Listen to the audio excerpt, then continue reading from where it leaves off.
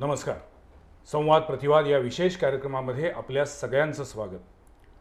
पृथ्वीवरील प्रत्येक जीव, प्रत्येक प्राणी सुखाच्या शोधात असतो. माणूस तर फक्त आणि फक्त आयुष्यभर सुख, समाधान, सौख्य यांच्याच मागे असतो. सुखाची व्याख्या प्रत्येकाची वेगवेगळी असू शकते, पण तरीही मला जर कोणी विचारलं सुख म्हणजे काय, तर मानसिक आणि शारीरिक आरोग्य, मानसिक आणि शारीरिक स्वास्थ्य हे सगळ्यात महत्त्वाचं असतं. ज्या घरामध्ये उत्तम आरोग्य आहे तिथं नक्कीच अतिशय आनंददायी असं वातावरण असतं. त्यातही जर आपण विचार केला तर घरातल्या मुलांना कधीच आजारपण येऊ नये अशी प्रत्येक पालकांची धारणा, इच्छा असते. कारण ज्या घरातली मुलं आजारी असतात तिथले पालक खूप चिंताग्रस्त असतात आणि संपूर्ण आयुष्यावरती परिणाम झालेला असतो. आणि त्यामुळे मला असं वाटतं की उत्तम आरोग्य हे सगळ्यात मोठं सौख्याचं, समाधानाचं साधन आहे. पण ज्या घरांमध्ये काही मुलांना जन्मतः काही आजार आहेत त्या पालकांच्या मनामध्ये काय वादळ सुरू असेल, काय त्यांच्या मनामध्ये आत सुरू असेल याची कल्पनाही करवत नाही. पण तरीसुद्धा अशा परिस्थितीमध्ये जेव्हा आपल्या मुलाला एखादा आजार आहे, तो जन्मजात आजार आहे, तो गंभीर आजार आहे हे माहीत असल्यानंतर त्या आजाराच्या जनजागृतीबद्दल लढणाऱ्या काही महिला भगिनी आपल्याच कोल्हापुरात आहेत. आणि मस्क्युलर डिस्ट्रॉफी या नावाचा जो आजार आहे, या आजाराची भीषणता काय आहे, तीव्रता काय आहे हे लोकांपर्यंत पोचावं आणि आपलं दुःख किमान इतरांपर्यंत जाऊ नये याच्यासाठी मनापासून काम करणाऱ्या पल्लवी देशपांडे यांना आज मी आमच्या स्टुडिओत बोलले. त्यांचं स्वागत आहे. नमस्कार. मुळात हा महिना मस्क्युलर डिस्ट्रॉफी या आजाराबद्दलचा जनजागृती करण्याचा महिना आहे. या निमित्तानं या एका वेगळ्या आणि गंभीर अशा आजाराबद्दल आज आपल्याला माहिती करून घ्यायची आहे. कोणताही आजार, कोणतंही विघ्न कधीच कुणाच्या आयुष्यात येऊ नये म्हणजे मी नेहमीच म्हणतो की कुणाला कोणत्याही हॉस्पिटलची पायरी चढायची वेळ येताच कामा नये. पण दुर्दैवानं जर तशी वेळ आली तर आपल्याला किमान त्या आजाराबद्दलची माहिती असली पाहिजे. आपण घाबरून डगमगून जाऊ नये, तर त्या आजाराशी कसं लढता येईल, कसा सामना करता येईल याच्याबद्दल आपण तयार असलं पाहिजे. त्याच्यातलाच हा एक प्रयत्नाचा भाग. या मस्क्युलर डिस्ट्रॉफी या आजाराबद्दल आपण समजून घेणार आहोत. त्यासाठी डॉक्टर स्नेहल दत्त खाडे आज आपल्यासोबत आहेत. त्यांचंही स्वागत. नमस्कार. पल्लवी देशपांडे मॅडम, जसं सुरुवातीला म्हटलं तुमचं खरोखर कौतुक आणि तुम्हाला सलाम की मॅडमनी मला फोन करून सांगितलं की सर माझ्या घरामध्ये माझा मुलगा या मस्क्युलर डिस्ट्रॉफीची शिकार आहे आणि मला असं वाटतं की मी जे काही अनुभवती आहे, मी जे काही बघती आहे ते इतरांपर्यंत जावं का, तर त्यांच्यामध्ये ह्याच्याबद्दलचा अवेअरनेस झाला पाहिजे, जनजागृती व्हायला पाहिजे आणि म्हणून आपण या विषयावरती एक कार्यक्रम घेऊया. मला तुम्हाला सगळ्यात पहिल्यांदा विचारायचं आहे, मस्क्युलर डिस्ट्रॉफीनं आपल्या मुलाला गाठलेलं आहे हे तुम्हाला कधी समजलं? माझा मुलगा साधारण 1.5 वर्षाचा असताना आम्हाला लक्षात आलं. त्यापूर्वी आम्हाला जाणवत होतं की हा इतर मुलांसारखा रांगत नाही आहे किंवा उठून उभा राहत नाही आहे. ज्या वयात जे व्हायला हवं त्याप्रमाणे त्याची प्रगती होत नाही आहे हे आम्हाला लक्षात आलं. मग काही डॉक्टर्सना भेटल्यानंतर आम्हाला लक्षात आलं की हे काहीतरी वेगळं आहे आणि मग लक्षात आलं हा मस्क्युलर डिस्ट्रॉफी नावाचा आजार आहे. त्यापूर्वी या आजाराबाबत आम्हाला काहीच कल्पना नव्हती. हां, मी तेच विचारणार होतो की तोपर्यंत तुम्हाला हा शब्द तरी माहीत होता का? अजिबात नाही. याविषयी आम्हाला काहीच कल्पना नव्हती. जसं आम्ही खोलात शिरायला लागलो, हा आजार काय आहे, कसा आहे, डॉक्टरांनी ज्यावेळेस आम्हाला स्वरूप सांगितलं या आजाराचं त्यावेळेस थोडासा डीप अभ्यास करत गेल्यानंतर हे लक्षात आलं की हे गंभीर आहे. खाडे सर, मुळात मस्क्युलर डिस्ट्रॉफी हा शब्द अनेकदा ऐकलेला आहे, पण ह्या आजाराची लक्षणं काय आणि तो कुणाला होऊ शकतो? आता मस्क्युलर डिस्ट्रॉफी हा एक जनरल टर्म आहे. म्हणजे तरुण लोक जी असतात साधारणतः 15, 20 ते 25 वयाच्या दरम्यान त्यांच्यात जो सर्वार्थाने आढळला जाणार तो LGMD नावाचा प्रकार असतो, लिम्ब गर्डल मस्क्युलर डिस्ट्रॉफी म्हणतो. ओके. आणि आपण आता ज्या विषयावर हात घालतोय तो आहे डुशेन मस्क्युलर डिस्ट्रॉफी. हा जो आजार आहे हा अनुवंशिक आजार आहे. हां, एक्स लिंक्ड आजार असं याचं एक स्वरूप आहे. म्हणजे वेगवेगळ्या पद्धतीने पुढच्या जनरेशनमध्ये जेनेटिक म्युटेशन म्हणतो आपण त्यावर म्हणजे पुढे जात असतो. त्यातला हा एक्स लिंक्ड आहे. हा प्रामुख्याने मुलांना होतो. आणि ह्याची लक्षणं जसं आता मॅडम बोलल्यात की हे वयाच्या 2ऱ्या 3ऱ्या वयापासून जाणवायला लागतात.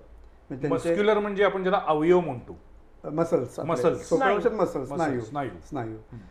तर हा स्नायूंचा अनुवंशिक आजार आहे, ज्यामध्ये डिस्ट्रोफिन नावाचं एक प्रथिन असतं. तर ते तयार करणारं किंवा कोडिंग करणारे जे जीन आहे त्याच्यामध्ये म्युटेशन झाल्यामुळे मसल्स आपले कमकुवत होतात. हे कमकुवत असल्यामुळे सुरुवातीचे लक्षणं काय आहेत की आपण म्हणजे लहान मुलगा जसं भरभर चालणे, पळणे किंवा बसून उठताना त्याला मदत घेऊन उठावे लागते, स्वतःहून उठणं खूप अवघड होऊन जातं. हळूहळू ते फक्त पंजांच्यावरच चालायला लागतात. पिंढऱ्या ज्या असतात ते त्यांच्या आकाराने मोठ्या झाल्या असतात. आता दिसायला जरी ते आकाराने मोठे असतील तर मसल वाढलेलं नाही आहे, मसल कमी झालेलं असतं. खरं ती जे सूज किंवा जे आपल्याला हे जे फुगवटा दिसतो तो चरबीचा असतो, फॅट असतो ते. त्यामुळे ते विकनेस हळूहळू वाढत जातात. म्हणजे साधारणतः हे 2 ते 3 वयाचं सुरू असताना त्याचे हळूहळू वाढ होताना दिसते आणि साधारणतः 9-10 वर्षापर्यंत ते व्हीलचेअर बाउंड होतात. ओके, खरं हा नियम म्हणून बघत नाही आपण. हे बहुतांश लोकांच्या मध्ये पूर्वी दिसायचं. आता बरेचसे गोष्टी घडल्यात, लोकांना आता त्याबद्दल माहिती आहे. फिजिओथेरपीचा रोल माहिती आहे, स्टिरॉइडचा रोल आहे, त्याच्याबद्दल आपण बोलू सविस्तर. सो पूर्वी जसं आयुर्मान असायचं त्या मानाने आता त्याची वाढ होत चाललेली आहे आणि त्यांचं जे म्हणतो आपण क्वालिटी ऑफ लाईफ ती पण बऱ्याच प्रमाणात आता सुधारणा होत चाललेली आहे. पण मुळात मला सांगा की आता एकीकडं वैद्यकीय तंत्रज्ञान एवढं प्रगत होत चाललेलं आहे. आता गायनेकोलॉजिस्टकडं महिला ज्यावेळी तपासणी करतात त्यावेळेला गर्भावस्थेमध्ये त्या बाळाला त्याची लागण झाली आहे ह्याचं निदान होऊ शकत नाही? होऊ शकतं. एकदम सुंदर तुम्ही म्हणजे ह्याचा उल्लेख केला त्यावर मी तुमचे पहिला धन्यवाद मागतो. कारण एम्निओसेंटेसिस आणि हे जे प्रकार असतात हे म्हणजे प्रेग्नन्सीच्या दरम्यान सुरुवातीच्या काळातच कळालं की बाबा जेनेटिक म्युटेशन आहे का नाही आहे, तर तेव्हा आपल्याला निर्णय घेता येतो. बरोबर आहे. सो हे कळणं महत्त्वाचं आहे. ह्याला ते आपण म्हणजे जेनेटिस्ट असतील, डॉक्टर्स असतील, गायनेकोलॉजिस्ट, हे टीमवर्क आहे बेसिकली. तर ज्यांच्यात ही हिस्ट्री आहे त्या लोकांनी प्रेग्नन्सीच्या वेळी हे पहिला कन्फर्म करून घेणं होतं. एकदा म्युटेशन नाही आहे असं कळालं की तो आजार नाही आहे तर ती प्रेग्नन्सी पुढे चालू ठेवता येते. पण मला सांगा की हे जे काही सगळे वंश परंपरागत हेरिडिटीतनं येणारे आजार आहेत याला कधीच कुठं बॅरियर लागत नाही, थांबत नाही? हे किती वर्षानुवर्ष किती पिढ्या चालू राहणार आहे? आता कसं आहे, दरवेळी ते वंशावळीतून येईल असं नाही आहे. काही ज्या स्पोरेडिक म्युटेशन म्हणतो म्हणजे कुठल्या जनरेशनमध्ये दिसत नाही आणि ह्या जनरेशनमध्येच म्युटेशन झालेलं आहे. आता आपण ज्या वातावरणात राहतोय, जे आपण खाद्य करतात, किती केमिकल्स वापरले असतात, कशा प्रकारे आहेत, ताणतणाव आहे, म्हणजे ओव्हरऑल आपलं जर सध्याचं चित्र जर बघितलं जीवनातलं तर आपण सर्वजण त्रस्त आहोत वेगवेगळ्या कारणाने. म्हणजे झोप व्यवस्थित होत नाही आहे, खाणं व्यवस्थित नाही आहे, काय खातो हे आपल्याला माहिती नाही आहे. ओके, सो ह्याच्यामुळे हे म्युटेशन होण्याचं प्रमाण वाढतं आहे. प्लस व्हायरल इन्फेक्शन ठराविक असतात. जसं आता आपण कोविडनंतर काही केसेस बघितले की ऑटोइम्युन जे आजार असतात म्हणजे आपल्याच शरीरातल्या घटकांच्या अगेन्स्ट आपलं सैन्य जे हानी करतं त्याला ऑटोइम्युन अटॅक म्हणतो, त्याचे प्रमाण खूप वाढलेत. पूर्वी नव्हतं अशातला भाग नाही, हे काही पटीने वाढलेत. सो त्याच्याबद्दल म्हणतात काही जण की हे कोरोनाची लस घेतल्यानंतरचे पण हे काही दुष्परिणाम आहेत म्हणून. हो, खरं हा नाही, हा जेनेटिक आजारच आहे. मस्क्युलर डिस्ट्रॉफी हा जेनेटिक आजार आहे. अच्छा मॅडम, ज्या वेळेला तुम्हाला लक्षात आलं की आपल्या मुलाच्या रोजच्या म्हणजे त्याच्या हालचालीमध्ये काहीतरी प्रॉब्लेम आहे, त्यानंतर तुम्ही काय केलं? म्हणजे पहिल्यांदा तुम्ही त्याची तपासणी कुठे केलीत, कशा पद्धतीने केली? सगळ्यात पहिल्यांदा आमचे फॅमिली डॉक्टर म्हणून म्हणा डॉक्टर वाळके आहे त्यांच्याकडे आम्ही गेलो आणि त्यांनी मला रेफर केलं की हे पल्लवी मला काहीतरी वेगळं वाटतंय आणि तू अपराध सरांकडे जा.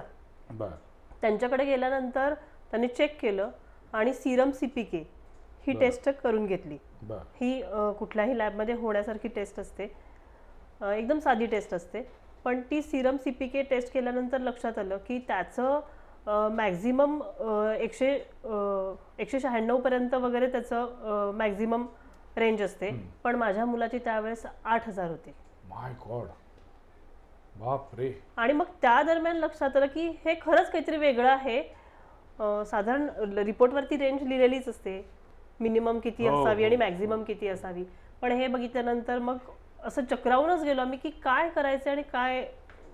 ठीक आहे म्हणलं आपण डॉक्टरांकडे दाखवूयात. परत डॉक्टरांकडे गेल्यानंतर अपराध सरांकडे गेल्यानंतर त्यांनी रिपोर्ट बघितला. त्यांनी सांगितलं की हा मस्क्युलर डिस्ट्रॉफी नावाचा आजार आहे परत आम्हाला विचारलं की तुमचं लग्न नात्यात आहे का, तुमच्या फॅमिलीमध्ये अशी हिस्ट्री आहे का, तर या दोन्ही गोष्टी आमच्याकडे नव्हत्या. बर. पण तरी देखील हा आजार आहे हे लक्षात आलं. मग मसल बायोप्सी करावी लागेल वगैरे ह्या गोष्टी त्यांनी सजेस्ट केल्या. पण मग आम्हाला मिशन हॉस्पिटल मिरज येथे नाथालियन ससे यांच्याकडे पाठवण्यात आलं आणि त्यांनी काही टेस्ट केल्या. मसल बायोप्सी किंवा MRI करण्यासारखी त्यावेळेस बाळाची परिस्थिती नव्हती. किती वय होतं बाळाचं? 2 वर्ष. अच्छा. आणि त्याला साधारणपणे 1-1.5 वर्षापासूनच हे सगळं रांगण्यापासून उठण्यापर्यंतचे प्रॉब्लेम जाणवा लागले होते आम्हाला लक्षात यायला लागले. पण त्याच्यापूर्वी थोडीफार लक्षणं होती, म्हणजे माइलस्टोन्स लेट होते त्याचे. मान पकडणं म्हणा किंवा पालथं होणं, ह्या गोष्टी लेट होत गेल्या. पण एक आपण म्हणतो ना की सगळ्या मुलांचं सगळं काही सारखं नसतं. प्रत्येकाचं कमी जास्त काहीतरी असतं. कोण लवकर चालतं, कोण उशिरा चालतं. तीच संकल्पना डोक्यात घेऊन आम्ही त्याच्याकडे बघत गेलो. आणि आपण कधी आपल्या मुलांबद्दल वाईट चिंततच नाही, त्यामुळे मनात तो विचारायचं कारण पण नाही. पण मला तुम्हाला दुखवायचं नाहीये, पण मला एवढंच विचारायचं आहे की तुमच्या माहेरी किंवा सासरी कुठेही याच्या आजाराची अशी काही हिस्ट्री नव्हती? जेवढ्या पिढ्या माहिती आहेत त्या दरम्यान तरी नव्हती. म्हणजे माझ्या आईच्या मामापर्यंत जे कोण होते त्यांच्यापर्यंत मी अभ्यास केला. बर. पण मग खाडे सर, हे तुम्ही जेव्हा म्हणताय की हा आजार प्रामुख्याने वंश परंपरागत येतो, तेव्हा मग अशा अपवादात्मक केसेस असू शकतात? असतात, बरेच असतात. आता तुम्ही मगाशी मॅडम जे बोलले की नात्यातलं लग्न आहे काय, आता नात्यातलं लग्न असेल तर ऑटोझोमल रिसेसिव्ह इनहेरिटन्स नावाचा जो प्रकार आहे, म्हणजे अनुवंशिकी एका पिढीतून पुढच्या पिढीत, तर त्या ह्याच्यात कसं असतं, पालक जे आहेत त्यांना लक्षणं नाही आहेत, म्हणजे दोन्हीपैकी कुणाला, खरं त्यांच्या जीनमध्ये म्युटेशन आहे. तर त्यांच्या मुलांच्यामध्ये प्रत्येक डिलिव्हरीला किंवा प्रत्येक प्रेग्नन्सीमध्ये 25% चान्सेस असतात की त्यांना असू शकेल. ओके. सो त्या केसेसमध्ये कसं आहे की आई वडिलांना दिसत नाही आहे, खरं त्यातलं एक कोणतरी घेऊन म्हणजे कॅरी करत असतं ते म्युटेशन. पण हे एक्स लिंक्ड वगैरे हे तेवढे कॉमन नसतात. ओके. म्हणजे इव्हन हा आजार पण खूप कॉमन नाही आहे. मुळात मस्क्युलर डिस्ट्रॉफी हा आजारच दुर्मिळ आहे. दुर्मिळ आहे.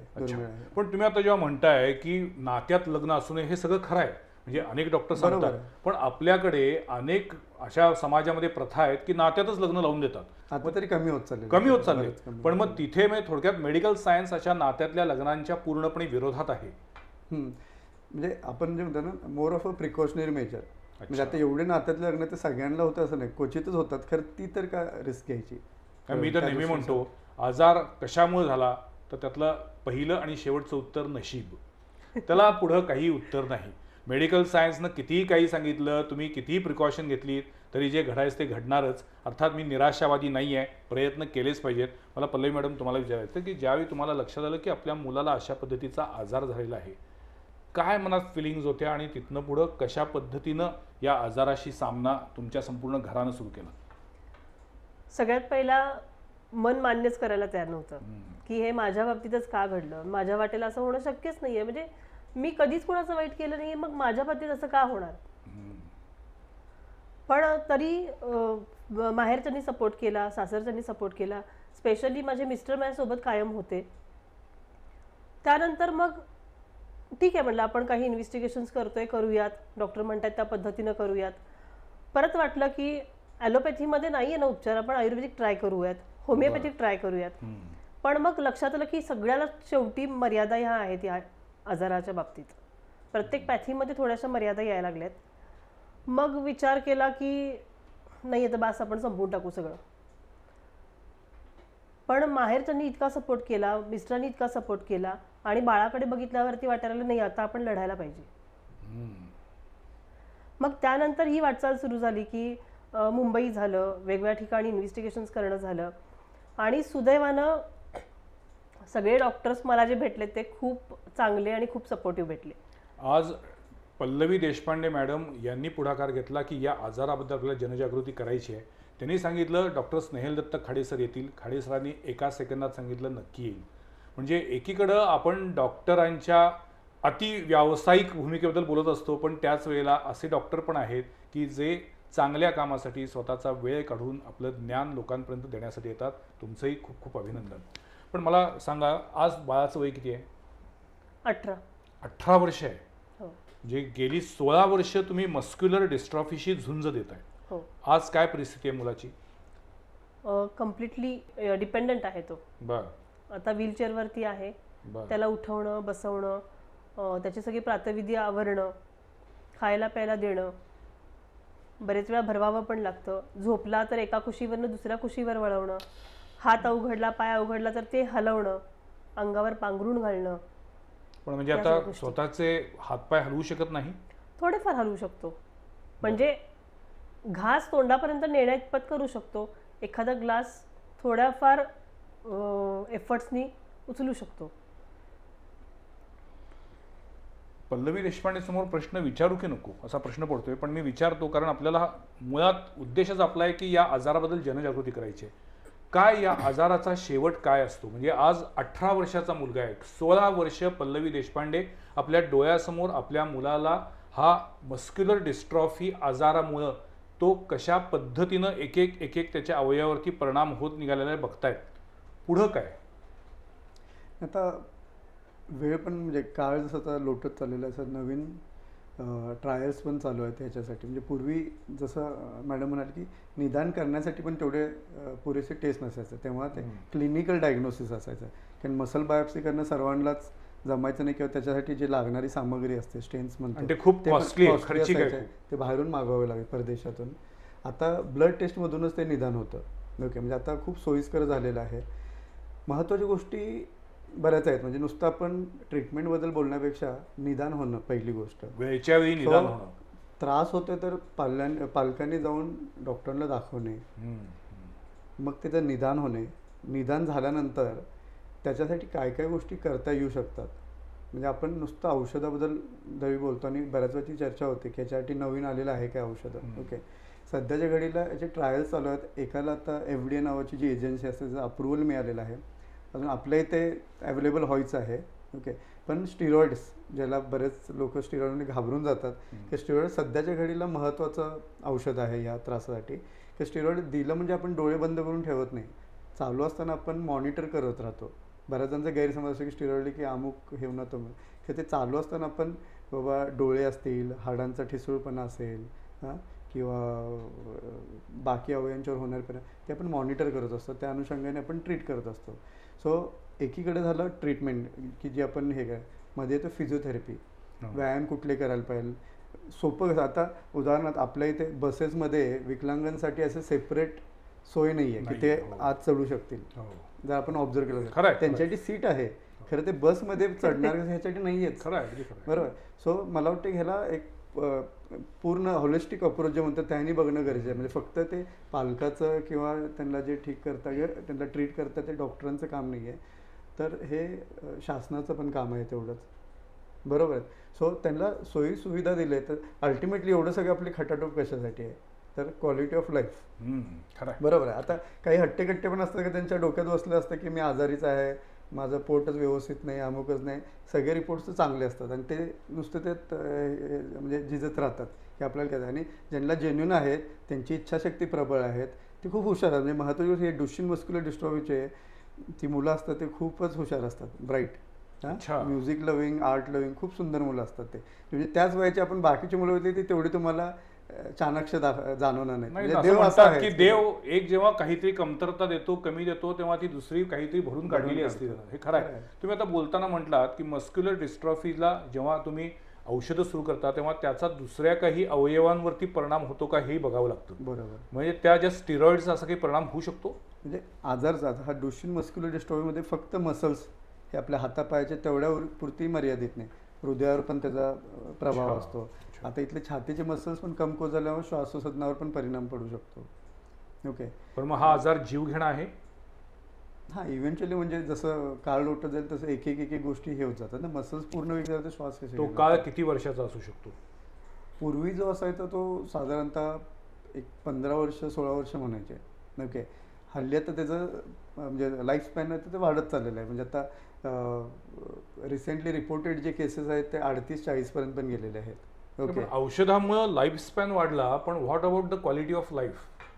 नाही, बेसिक तेच आहे की आता म्हणजे आज जसं इथे पल्लवी देशपांडे मॅडम आहेत, त्या स्वतः एक आई आहेत, पण त्याच वेळेला पुन्हा पुन्हा मी सांगतोय की त्यांनी सांगितलं की आपल्याला मस्क्युलर डिस्ट्रॉफीबद्दल आपल्याला अवेअरनेस करायचा आहे आणि त्याच्या पुढे जाऊन संपूर्ण महाराष्ट्रामध्ये या आजाराबद्दल जनजागृती करणारी एक त्यांनी संघटना स्थापन केलेली आहे आणि त्याच्यामध्ये मस्क्युलर डिस्ट्रॉफी असलेल्या मुलांचे पालक हे सगळेजण मिळून संपूर्ण राज्यामध्ये काम करतायत की असा आजार झाला तर काय केलं पाहिजे, मुळात हा आजार होऊ नये याच्यासाठी वेळच्या वेळी तपासण्या झाल्या पाहिजेत. बरोबर आहे ना मी म्हणतोय बरोबर, ते? हो. पण मग या संघटनेमध्ये साधारण किती लोक आहेत तुमची? 270 पेक्षा जास्त मुलं कनेक्टेड आहेत त्याच्यामध्ये. बर. म्हणजे ड्युशेन मस्क्युलर डिस्ट्रॉफीचे आहेत, LGMD जे सरांनी सुरुवातीला उल्लेख केला, लिम्ब गर्डल मस्क्युलर डिस्ट्रॉफी जे आहेत त्याचे पण काही पेशंट आहेत, ते आपल्याला लिंक आहेत. म्हणजे साधारण 270 पेक्षा जास्त कुटुंब आपल्याला लिंक आहेत राज्य पातळीवरती. देश पातळीवरचे पण बरेच लोक आहेत जे आमच्या संपर्कात असतात. बर. पण मग तुम्ही संपर्कात राहून काय करता, म्हणजे एकमेकांचे अनुभव हां, शेअर करता? एकमेकांचे अनुभव आहेत किंवा कुणाला कसा चांगले वाईट अनुभव दोन्ही शेअर केले जातात त्याच्यामध्ये. कुणाला काही फिजिओथेरपीचा चांगला अनुभव आला असेल तर ते शेअर करतात की काय त्यांना फायदा दिसून येतोय, त्यामुळे मला फायदा झालाय तर तुम्हीही याचा उपयोग करून घ्या, हे एकमेकांना शेअर केलं जातं. किंवा बाहेरच्या देशांमध्ये काही औषध उपलब्ध आहेत असं वाटलं तर त्याबाबत चर्चा केली जाते, माहिती मिळवली जाते. मग काही बाहेरच्या देशातले पण पालक आहेत ते संपर्कात असतात, मग त्यांच्याशी चर्चा केली जाते. अशा पद्धतीनं मग बरेचसे डॉक्टर पण आमच्या संपर्कात येतात आणि त्यांच्याशी आमची काय असेल ते सल्लामसलत होते. शिवाय बरेच वेळा मानसिक स्वास्थ्य बिघडतं त्या स्त्रियांचं, स्पेशली स्त्रियांचं, आई ज्या असतात, आई पालक, त्यांचं मानसिक स्वास्थ्य बिघडतं. मग त्यावेळेस आम्हाला आधार द्यावा लागतो त्यांना. एकमेकींना सगळ्या आधार देतात, मुलांना मोटिवेट करतात, कारण सर म्हणतात की मुलं चाणाक्ष आहेत. खरोखर प्रत्येक मूल ह्याच्यामधलं आहे ते चाणाक्ष आहे, एकदम तल्लख बुद्धीचं आहे. तर त्या मुलांना मोटिवेट करायचं, कारण मानसिक खच्चीकरण होता कामा नये यामध्ये. पण ही मुलं बोलत असतात रेग्युलर व्यवस्थित? खूप सुंदर बोलतात, गाणं म्हणतात, म्युझिक वाजवतात, चित्र काढतात. काही मुलं मोठी झाल्या म्हणजे बऱ्यापैकी मोठी झाल्यानंतर चेस वगैरे खेळणं ह्या गोष्टी आहेत. पण म्हणजे फक्त प्रॉब्लेम असतो तो स्नायूंमध्ये. हो. स्नायू आखडतात, मेंदू अतिशय उत्तम, पण शरीराची वाढ पण सगळी व्यवस्थित होत असते. वाढ होते कारण हालचाल नाहीये ना, तेव्हा मसल्स वेस्टिंग म्हणतो स्टिफ होतात किंवा नाही, स्टिफ नाही, वेस्टिंग म्हणजे एकदम झिजलेले असतात. पण मसल म्हणजे हात आणि पाय की मानेपासून सगळं शरीर पूर्ण. अच्छा, सगळे हे मसल्स आपले. स्पाइन कॉर्डला पण प्रॉब्लेम येऊ शकतो? नाही, स्पायनल कॉर्डला नाही. अच्छा, तर मसल्सला सगळ्या, फक्त मसल्स. ओके. स्नायूंचा आजार. मगाशी जो तुम्हाला मी म्हटलं की what about quality of life. Exactly. तर मी 2 शब्द म्हणेन, श्रद्धा आणि सबुरी. ओके, श्रद्धा देवावर आणि ज्या डॉक्टरांना ते दाखवतात, कारण थोडं पेशन्सची गोष्ट आहे, कुठलाही जेनेटिक आजार असतो. ड्युशेनबद्दलच असं नाही. सबुरी का म्हणतोय तर क्लिनिकल ट्रायल्समध्ये काही वर्षापूर्वी काहीच नसायचं ह्याच्यासाठी, आणि आत्ता ॲट अ टाइम ऑलमोस्ट 8 ते 12 नवीन ट्रायल्स चालू आहेत, वेगवेगळे औषधं आहेत ते. सो ते अप्रूव्हल मिळणं पण का महत्त्वाचं आहे की तेव्हा औषधाला हानिकारक नसायला पाहिजे, अपायकारक नसायला पाहिजे. बरोबर. कुठले औषध जेव्हा आपण मार्केटमध्ये येतो तर पहिले ते साईड इफेक्ट्स, ॲडव्हर्स इफेक्ट्स जे म्हणतो आपण, ते सगळे ट्रायल्समधून पास झाल्यानंतर येत असतात. तर त्या गोष्टी युद्धपातळीवर चालू आहेत, वेगवेगळे जपानमध्ये आहेत, US मध्ये आहेत, युरोपमध्ये झालं. सो मला वाटतं आपण खूप निराशावादी नाही राहायला पाहिजे की आत्ता नाही म्हणजे नाहीच असं नाही. आता बरेचसे जेनेटिक आजार ज्याला काही वर्षापूर्वी ट्रीटमेंटच नसायची, आता बरेचसे निघालेले आहेत. तुम्ही म्हणताय ते 100% मान्य आहे, पण मला सांगा की त्याचं एकूण पुढं किती वर्षामध्ये हे सगळी सुधारणा होईल, हे सगळं नवीन संशोधन आपल्यापर्यंत येईल, याचं आता ठोस उत्तर नाही. दुसरी गोष्ट, आजही या पालकांची अशी एक व्यथा आहे की याच्याबद्दलच्या ज्या तपासण्या आहेत त्या प्रचंड खर्चिक आहेत. जे CPK असेल किंवा अन्य कोणत्याही पद्धतीच्या त्यातल्या तपासण्या आहेत, याचा खर्च सर्वसामान्य कुटुंबाला परवडणारा नाहीये. याच्यासाठी तुमच्यासारख्या डॉक्टरांच्या संघटना सरकारनं केलंच पाहिजे. आणि मी तर आता आवाहन करेन की ज्या स्वयंसेवी संस्था आहेत यांनी सुद्धा मस्क्युलर डिस्ट्रॉफी सारख्या आजारानं ग्रस्त असलेल्या मुलांना, पालकांना आधार देण्यासाठी पुढे आलं पाहिजे. तर याच्या संदर्भात काय चालू आहे जगभरामध्ये? जगभराबद्दल मी सांगू शकणार नाही, पण बरेचसे संस्था आहेत की हे जे लिम्ब गर्डल किंवा मस्क्युलर डिस्ट्रॉफीचे हे आहेत त्यांना ते मदत करतात. आता हे कसं आहे की हे पर्सनल लेवल आहे, म्हणजे आपण असं एक ऑर्गनायझेशन, ठीक आहे, ह्यांची NGO आहे, डॉक्टरांच्या सोबत म्हणलं की हा इंडिव्हिज्युअल परसेप्शन आहे. किती खर्च असतो याच्या तपासणीचा? CPKचा खूप नसतो खर्च, ती सिम्पल टेस्ट आहे. आता EMG वगैरे जे म्हणतो आपण, जी सुईची टेस्ट असते, त्या साधारणतः एक 2,500-3,000 हजार असतो खर्च. ओके. आणि जी महत्त्वाची टेस्ट आहे, जेनेटिक टेस्ट जी आपण म्हणतो, त्याचा मला वाटतं एक 15,000 पेक्षा जास्त असतो. पर पर्सन 15,000 पेक्षा जास्त. कमी हे नाही केलं, 15 हे आता. पण मला सांगा, म्हणजे आता आपण अगदीच प्रॅक्टिकली बोलूया की आता गेल्या 16 वर्षामध्ये तुम्ही या आजाराशी लढताय, साधारण किती रुपये खर्च झालेले आहेत? का सांगतो, कारण हे शेवटी प्रॅक्टिकल प्रॉब्लेम जे असतात ना ते अधिक लोकांना त्रासात नेतात.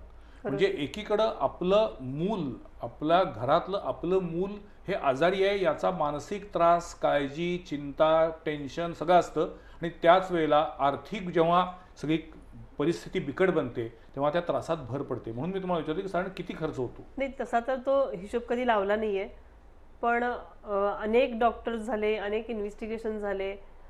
मिरजला आहेत डॉक्टर, चला मिरजला पळा. बेळगावला आहेत, बेळगावला चला. दिल्लीला आहेत, दिल्लीला चला. अशा पद्धतीनं बरेच ठिकाणी त्याला नेण्यात आलं. मग पण तो स्वतः चालू शकत नसल्यामुळं प्रत्येक वेळेस स्पेशल गाडी, स्पेशल त्याच्यासाठी सोय करणं, ह्या गोष्टी आल्या. शिवाय फिजिओथेरपी हायड्रोथेरपीचा ह्याच्यामध्ये महत्त्वाचा रोल आहे. अच्छा. आणि त्यात सगळ्यात महत्त्वाच्या ज्या गोष्टी आहेत त्या जास्त महाग पडतात. आता हायड्रोथेरपी कोल्हापुरामध्ये आहे, रोटरी क्लबला आहे, आय थिंक सावलीला पण सुद्धा आहे, अजून एक प्रायव्हेट पण आहे. बर. पण तासाप्रमाणे ते जे काही रेट असतात ते सर्वसामान्य लोकांना परवडण्यासारखे नसतात. आणि सगळ्यात महत्त्वाची गोष्ट म्हणजे जसं मुलाची वाढ होत जाईल, जसं तो डिपेंडंट होत जाईल, त्याला कॅरी करून घेऊन जाणं हे खूप त्रासदायक असतं, खर्चिक असतं. मग रिक्षा असू देत, तुमची स्पेशल गाडी कुठेतरी सोय करणं असू देत, आणि मग ते शक्य होत नाही म्हणून मग घरी फिजिओथेरपिस्टना वगैरे बोलवायचं म्हणलं तर ते आणखी खर्चिक होतं. तरी पण हे शहरातल्या लोकांच्या म्हणजे मुलांच्या झालं. आता बरेचसे आहेत ते गावातले, त्यांचा ऍक्सेसच नाहीये ना त्यांना. हो, मग त्यांची तर अजून बिकट परिस्थिती, अत्यंत बिकट परिस्थिती खेड्यातल्या लोकांची असते. बरेच ठिकाणी रस्ते नसतात. सगळ्यात महत्त्वाचा मुद्दा असतो की रस्ते नसतात, किंवा एखाद्या शेतात वगैरेच आपल्या राहत असतात ही लोक. मग त्यांच्यापर्यंत वाहन जाणं किंवा त्या मुलाला घेऊन येणं अवघड असतं. तर फिजिओथेरपी हा आपल्या कोल्हापूर शहरामध्ये इथं आपल्याला पटकन उपलब्ध होणारा भाग आहे. पण खेड्यामध्ये फिजिओथेरपिस्ट अवेलेबल पाहिजेत. जर अवेलेबल असतील तर त्यांना मस्क्युलर डिस्ट्रॉफीचं प्रॉपर नॉलेज पाहिजे. उगच म्हणजे गेलं आणि हातपाय हलवले असं नको व्हायला. म्हणजे प्रत्येक फिजिओथेरपिस्ट हा मस्क्युलर डिस्ट्रॉफीसाठी उपचार करेलच असं पण नाहीये का?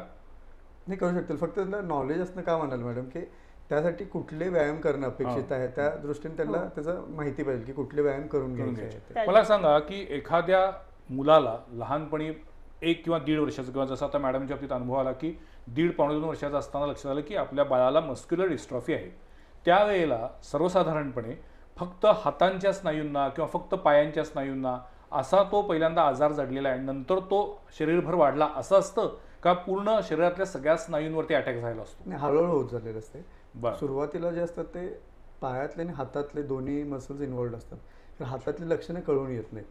हातातले कधी कळून येतं, आपण कुठली जड वस्तू जर उचलत असू तरच कळून येतं. पण पायाचं लक्षण का कळतं? चालणं, फिरणं, उठणं ह्या गोष्टी नेहमीच्या आहेत नित्यावर. त्यामुळे लक्ष आपलं पायाकडे जातं की अरे पायात कमजोरी आहे. इनफॅक्ट त्यांचा हातात पण असते. खरं हा जो भाग आहे म्हणजे कोपऱ्याच्या पुढचा भाग हा तेवढा रिजनेबली बरा असतो त्यांचा, त्यामुळे ते पकडू शकतं, तेव्हा आपल्याला कळत नाही. इथले हे जे खांद्याच्या आसपासचे जे मसल्स आहेत किंवा हे वरचे हे मसल्स कमकुवत झाल्यामुळे त्यांना उचलणं म्हणलं आता कुठली जड वस्तू ते पकडू शकतात, पण उचलायचं म्हणजे त्यांना ती ताकद लागते. ते लहान मुलांना जड वस्तू उचलायचा संबंध येत नाही, त्यामुळे बहुतांश वेळा आपल्याला ते लक्षणं कळत नाहीत. खरं पायाचं लगेच दिसून येतं. आणि पायात ताकदच नसेल तर हातात धरायचा विषयच येत नाही कुठली जड वस्तू, बॅलन्सच नाही आहे त्यांना. ज्या वेळेला तुमच्या घरामध्ये तुमच्या मुलाला असा आजार झालेला लक्षात आलं, त्यानंतर आता 16 वर्ष उलटलेली आहे, तुमच्या मुलाचा दिनक्रम काय असतो आणि त्याला कसं तुम्ही शिकवत गेलात? सगळ्यात पहिल्यांदा त्याला टॉयलेटला बसणं, म्हणजे इंडियन टॉयलेट जे असतं त्या टॉयलेटला बसणं खूप अवघड जायला लागलं. अच्छा. म्हणजे त्याला ते उकिडवं म्हणतात त्या पद्धतीनं बसणं त्याला शक्य व्हायचं नाही. पडायचा किंवा उभं राहताना मग त्रास व्हायचा त्याला. मग त्याला प्रॉपर टॉयलेट ट्रेनिंग सुरुवातीला दिलं की सकाळी उठल्यानंतर दूध पिल्यानंतर काही असेल ते खाल्ल्यानंतर टॉयलेटला कशा पद्धतीनं जायचं. मग आम्ही तिथं जाऊन थांबणं. त्यात मी आणि मिस्टर दोघंही नोकरी करतो. मग ते सांभाळत असताना त्याचं आवरणं, त्याला खाऊ पिऊ घालणं, जोपर्यंत तो चालत होता तोपर्यंत बऱ्यापैकी मदत करत होता. म्हणजे मला वाटतं कोविडच्या फर्स्ट लॉकडाऊनच्या दरम्यान त्याचं चालणं बंद झालं. पण तोपर्यंत नॉर्मल नाही चालत, पण अडखळत का असेल तो चालत होता. थोडाफार घरातनं हिंडत होता. मग त्यावेळेस बऱ्यापैकी तो गोष्टी करायचा, पण मग पडायचा. म्हणजे ह्याच्यामध्ये कसं आहे, मुलं वरचेवर पडतात चालता चालता. मग ते पडला की तो त्रास त्याला व्हायचा, म्हणजे दुखणं लागणं ह्या गोष्टी असायच्या. म्हणून मग आधी सगळं त्याचं आवरायचं, घरातलं आवरायचं आणि मग ऑफिस करायचं. त्या दरम्यान 6वी पर्यंत त्याला आम्ही शाळेमध्ये पाठवलं. शाळेमध्ये पाठवलं? हो. बर. म्हणजे सपोर्टिव्ह रिक्षावाले होते आणि विद्यापीठ सारख्या शाळांनी वगैरे आम्हाला कोऑपरेट करून खालच्या मजल्यावर वर्ग आणून दिले. क्या बात आहे, वा.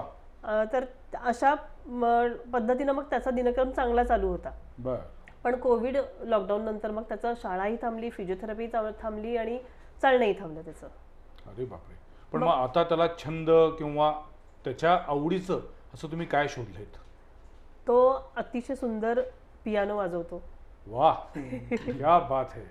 तुम्ही कोणतंही गाणं सांगा, तुम्हाला तो वाजवून दाखवेल.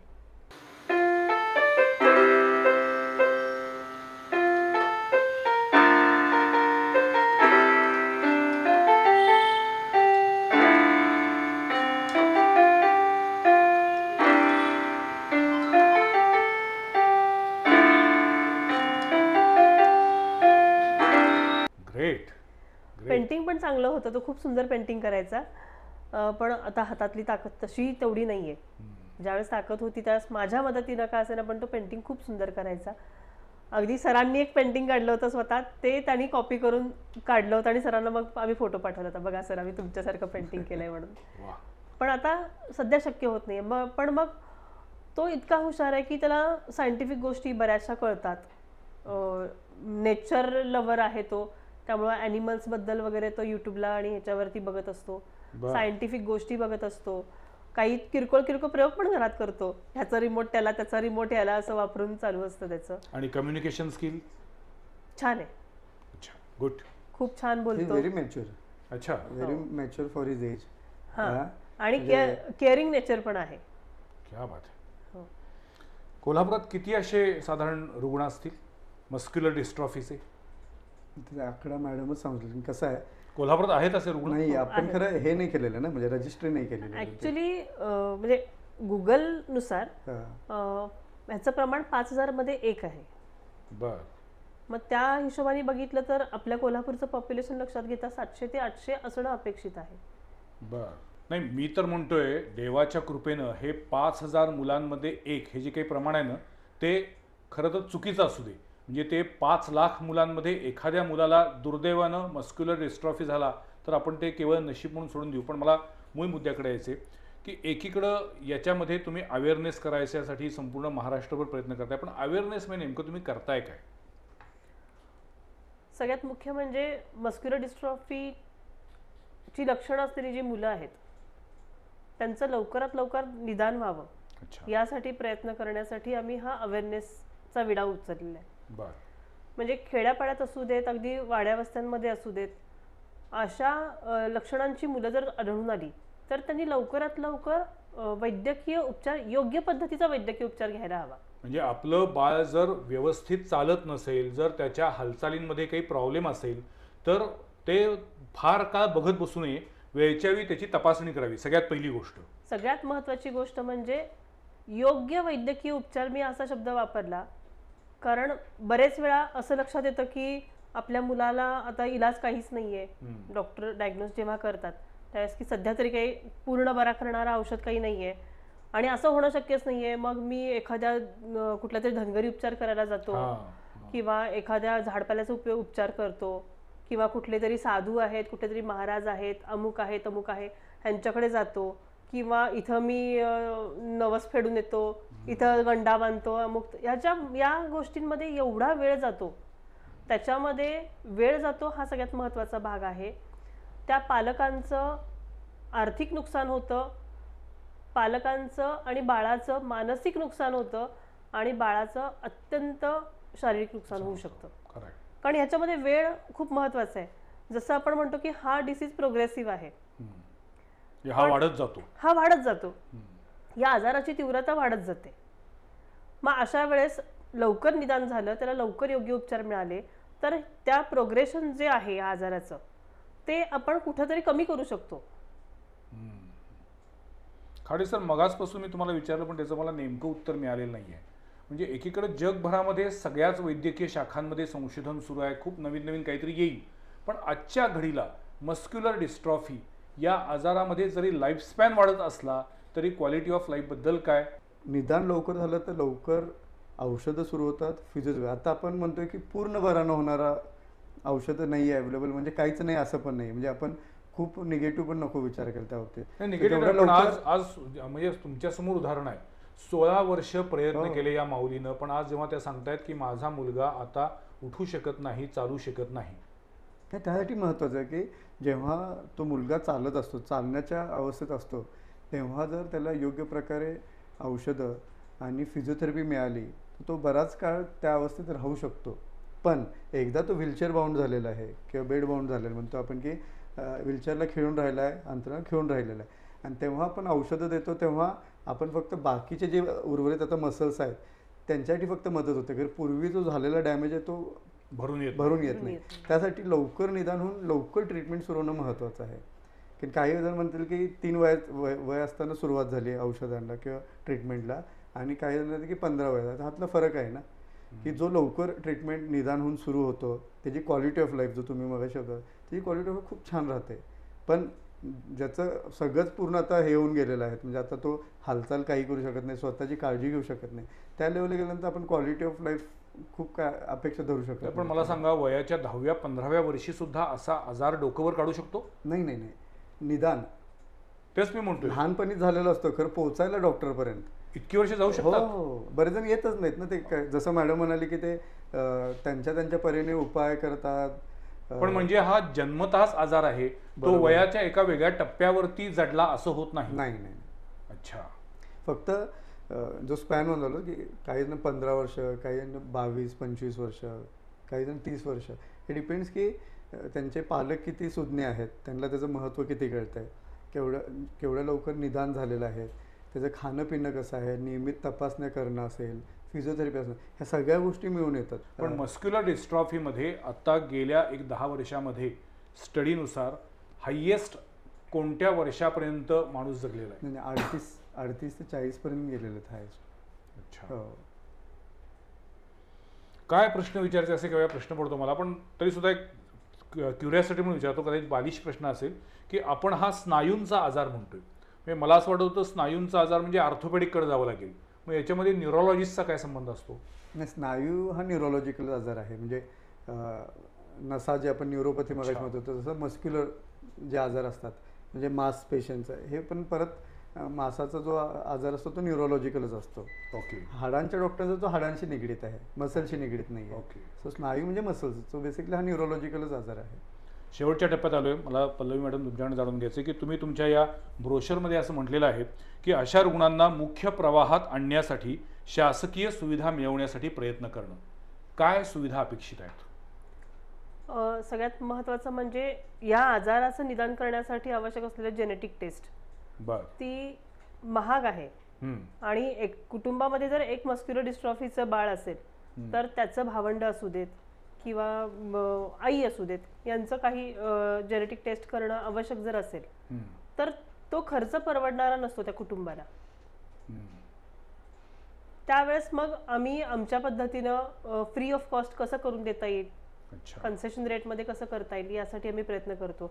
आता सध्या एक ड्राईव्ह चालू आहे मुंबईमध्ये ICMR मार्फत, की आमच्या संस्थेमार्फत कोणी जर जात असेल कुटुंबीय टेस्ट करण्यासाठी तर ते genetic test free of cost करून देतात. जेणेकरून काय होईल, आता त्या घरामध्ये एखादी मुलगी असेल, तिची जर कॅरियर टेस्ट करण्यात आली तर किमान तिच्या होणाऱ्या बाळाला हा त्रास होणार नाही. अच्छा, बरोबर. त्याच्यावरती ठरवता येईल तिला की जर ती कॅरियर टेस्ट नॉर्मल आली तर ते निश्चिंत होऊ शकतात. कॅरियर टेस्ट पॉझिटिव्ह आल्यानंतर काय असेल ते वैद्यकीय सल्ल्यानुसार ते करू शकतात. किमान पुढच्या पिढीमध्ये हा आजार जाऊ नये यासाठी आम्ही प्रयत्न करतो. दुसरी गोष्ट म्हणजे UDID कार्ड आणि या ज्या काही योजना वगैरे असतात त्याच्यासाठी आम्ही माहिती देतो. प्लस जर सेकंड चान्स घ्यायचा असेल त्या घरामध्ये, त्या स्त्रीला सेकंड चान्स घ्यायचा असेल तर त्यासाठी कशा पद्धतीनं काय करणं अपेक्षित आहे आणि डॉक्टरांना खबरदारी घेतली पाहिजे, कुठल्या डॉक्टरना भेटणं गरजेचं आहे, यासाठी पण आम्ही चर्चा करतो. एक समदुःखी म्हणा किंवा एक मैत्रीण म्हणून आम्ही चर्चा करतो. मुलांचं शाळा शिक्षण बंद झालेलं असतं, सामाजिक आरोग्य सगळं ढासळलेलं असतं, मित्रमैत्रिणी कोणीही नसतात. मग अशा वेळेस त्यांच्या मनामध्ये निगेटिव्हिटी निर्माण होऊ नये यासाठी काय प्रयत्न करता येतील तेही बघतो. मग आम्ही आता ऑनलाईन चेसचे क्लासेस कोण घेऊ शकतं का ते बघतो, किंवा त्या मुलांना एकत्र आणून काही मजा करता येण्यासारखं काही करता येतं का ते बघतो. तो प्रयत्न चालू आहे. शिवाय बरेच वेळा असं होतं की मूल जेव्हा पूर्णपणे परावलंबी होतं त्यावेळेस आई वडील दोघांना नोकरी करणं शक्य होत नाही. मग त्यावेळेस आई जर घरात असेल तर आर्थिक स्थिती थोडीशी बिकट होत जातीच याच्यामध्ये. मग त्यांना काही सपोर्ट करण्यासाठी घरगुती काही चालू करता येईल का ह्यासाठी पण माझा प्रयत्न चालू आहे. की घर बसल्या ते जर काही करू शकत असेल. पण कसं झालंय, हे सगळे पालक आहेत हे महाराष्ट्रभर विखुरलेले आहेत. मग या सगळ्यासाठी ऑनलाईन पद्धतीनं काही असेल ते आपण सेशन्स घेतो. जसं मगाशी म्हणलं आपण की फिजिओथेरपी सगळीकडे काही अवेलेबल होत नाहीये. मग एखाद्या फिजिओथेरपिस्टनं ऑनलाईन घेऊन त्या पद्धतीचं आपण सेशन गायडन्स ज्या पद्धतीनं देऊ शकतो ते प्रयत्न करतो की तुम्ही किमान घरात हे छोटे छोटे छोटे छोटे एक्सरसाइज घेऊ शकता या मुलांचे. त्यासाठी प्रयत्न करतो. आणि सगळ्यात महत्वाचं म्हणजे हेल्थ इन्शुरन्स मध्ये मस्क्युलर डिस्ट्रॉफी इन्व्हॉल्व केली गेलेली नाहीये. अरे बापरे. आणि त्याच्यामध्ये होतंय कसं, काही काळानंतर काही कारणामुळे न्यूमोनियामुळे म्हणा किंवा इतर कुठल्या गोष्टींमुळे म्हणा त्या मुलांना जर ऍडमिट करावं लागलं किंवा ICU मध्ये ऑक्सिजनवर व्हेंटिलेटरवर जर ठेवावं लागलं तर ते प्रमाण खूप खर्चाचं होतं. ती गोष्ट अत्यंत खर्चाची होती. मग त्यावेळेस जर हेल्थ इन्शुरन्स असेल तर त्यांना थोडाफार सपोर्ट मिळू शकतो, पण कुठेही इन्व्हॉल्व केलेलं नाहीये. तर आम्ही त्यासाठी जास्त प्रयत्न करतोय. पण आता सुदैवानं राज्याचे आरोग्यमंत्री आपले कोल्हापूरचे आहेत. सो मी या माध्यमातून पण आदरणीय प्रकाश आंबेडकरजींना आवाहन करेन, प्रत्यक्ष भेटून पण सांगेन की मुळात मस्क्युलर डिस्ट्रॉफी हा इतका भीषण आजार आहे, त्याच्यामध्ये संपूर्ण कुटुंब पूर्णपणे एक प्रकारे उद्ध्वस्त होत असतं. आणि अशा वेळेला आपण आपल्या राज्य सरकारकडनं त्यांना विम्याचं कवच दिलंच पाहिजे. आपण याचा नक्की पाठपुरावा करू. मग अशा तुम्ही म्हटलात तसं की याच्यामध्ये मोस्टली हा आजार मुलांनाच होतो, मुलींना होत नाही. चांगली गोष्ट आहे ती. असं काय आहे नेमकं, फक्त मुलांनाच का होतो हा? हे मुलांच्यात किंवा पुरुषांच्यात XY क्रोमोझोम असतो आणि स्त्रियांच्यात असतो तो XX क्रोमोझोम असतो. आणि मगाशी जसं मी सुरुवातीला सांगितले, हा डुशेन मस्क्युलर डिस्ट्रॉफी हा जो आजार आहे हा X लिंक्ड आजार आहे. तर पुरुषांच्यात XY असल्यामुळे X मध्येच म्युटेशन झालं असेल हां, तर त्यांच्यात तो दिसून येतो लगेच. आणि कॅरियर शब्द मगाशी मॅडमनी वापरला. कॅरियर म्हणजे काय, दुसरा X आहे तो ज्या दुसऱ्या म्हणजे 2 X असतात ना, त्यातल्या एक Xला जरी प्रॉब्लेम झाला आहे दुसरा X सांभाळून घेतो. त्यामुळे त्यांना बाहेरून लक्षणं दिसत नाही आहेत, किंवा असतील तर ते एकदमच हलक्या प्रमाणात असतील. खरं पुरुषांच्या बाबतीत किंवा मुलांच्या बाबतीत जे असतं ते X क्रोमोझोम एकच आहे, तोच खराब झाला आहे, तो Y काय मदत करू शकत नाही. त्यामुळे त्यांना ती लक्षणं दिसतात. पल्लवी देशपांडे आणि संपूर्ण देशपांडे कुटुंबाला मी सलाम करतो की आपल्या डोळ्यादेखत 16 वर्ष मस्क्युलर डिस्ट्रॉफीनं ग्रस्त असलेल्या आपल्या बाळाला, आपल्या मुलाला ते वाढवत आहेत. आणि त्याच वेळेला या आजाराबद्दल जनजागृती व्हावी, आपलं दुःख इतरांच्या वाट्याला येऊ नये. जर असे पेशंट जर तयार होत असतील तर त्यांच्या पालकांनी वेळीच सावध व्हावं, वेळच्या वेळी तपासणी करून घ्यावी आणि योग्य डॉक्टरांकडे जाऊन योग्य उपचार करून घ्यावेत. तिथंही पुन्हा अंधश्रद्धेला बळी पडू नये, इतका सगळा सारासार विचार, विवेक, बुद्धी शाबूत ठेवून आज पल्लवी देशपांडे आपल्याशी बोलत आहेत. त्यांची जी संघटना आहे, ही संघटना मी कधीच म्हणणार नाही वाढावी म्हणून, उलट या संघटनेचं जे काम आहे ते काम वाढावं, जेणेकरून या आजाराला महाराष्ट्रातून, देशातून हद्दपार करता येईल. म्हणजे मी थोडंसं आशावादी बोलतोय की कधी काही पोलिओ हा अतिशय वाईट आजार होता, पण पोलिओ आता हळूहळू हद्दपार झालेला आहे. तसं मस्क्युलर डिस्ट्रॉफी पण हद्दपार होण्याची काही शक्यता आहे का? भविष्यात आहे ना, आहे ना. आता कसं जेनेटिक आजार जसा त्याबद्दल नवीन माहिती मिळत चालली आहे सायन्समध्ये, तसं त्याच्यासाठी आता नवीन म्हणजे काय डावपेच आखले जात आहेत, नवीन औषधं निघतात. त्यामुळे मला वाटतं थोडंसं पेशन्सची गोष्ट आहे ती. आपल्यासाठी पेशन्सची गोष्ट आहे, पण जे हे भोगतायत त्यांना परमेश्वर अधिक बळ देव, एवढंच मी आता ते म्हणू शकेन. तुम्हाला अजून काही सांगायचंय, काही बोलायचंय? मला एकच सांगायचंय की ह्या मुलांना सहानुभूती नकोय, सहकार्य हवंय. आपल्याला अपंग व्यक्तींसाठी बसमध्ये मोफत प्रवास आहे, सीट रिझर्व आहेत, पण बसमध्ये चढण्यासाठीची सोय नाही आहे. मगाशी सर म्हटले हो. प्रत्येक ठिकाणी व्हीलचेअर फ्रेंडली वातावरण हवं. प्रत्येक बिल्डिंग, प्रत्येक शाळा व्हीलचेअर फ्रेंडली असावी, कारण सगळ्या मुलांना शिक्षणाचा आनंद मिळायला हवा, शिवाय मित्रमंडळीही मिळायला हवीत.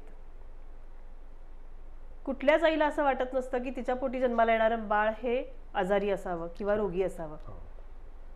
बरेच वेळा असं होतं की बाळ जन्माला आल्यानंतर, डायग्नोज झाल्यानंतर त्या आईला दोष दिला जातो की तुझ्यामुळेच असं झालेलं आहे, आणि थोडासा कॅरियरचा पार्ट असल्यामुळं तिला दोष दिलाच जातो. मग आमच्याकडे अशा बऱ्याच केसेस आहेत की त्या एकट्याच सांभाळतात मुलाला, डिवोर्स झालेले आहेत, वडील नाही आहेत, अशा पद्धतीनं मग ती सगळ्याची हातमिळवणी करणं त्यांना खूप अवघड पडतं.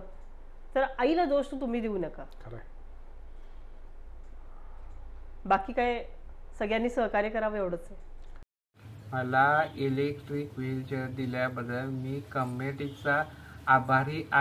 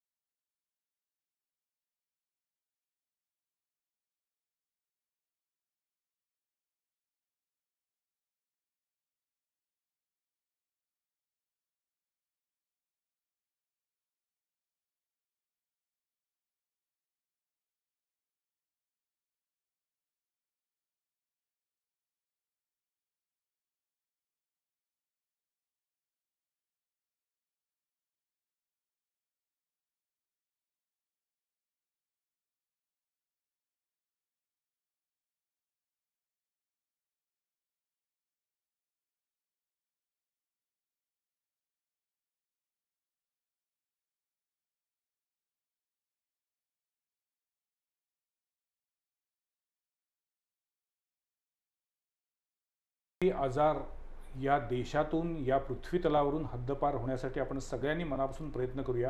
शासकीय स्तरावरती जे प्रयत्न व्हायला पाहिजेत, म्हणजे या आजाराला इन्शुरन्सचं कव्हर नाही आहे, हे अतिशय धक्कादायक बाब आहे. याच्याबद्दल मला वाटतं सगळ्याच माध्यमांनी आता लक्ष देण्याची गरज आहे. डॉक्टर खाडे सरांसारखे अनेक डॉक्टर अशा आजारासाठी अतिशय मनापासून तळमळीनं काम करत आहेत. त्यांनी समोर सांगितलं की नक्कीच आपण निराशावादी नाही आहे, आपण आशावादी आहोत. तंत्रज्ञान झपाट्यानं बदलत चालले, त्यामुळे आज न उद्या याच्याबद्दल काहीतरी चांगलं औषध अजून मिळेल आणि त्यातून या मस्क्युलर डिस्ट्रॉफीवरती आपल्याला मात करता येईल. पण तुर्तास मस्क्युलर डिस्ट्रॉफीनं ग्रस्त असलेल्या सगळ्याच आमच्या बालमित्रांच्या आरोग्यासाठी प्रार्थना करूया. अशा मातांना सॅल्यूट करूया, त्यांना मानसिक बळ देऊया.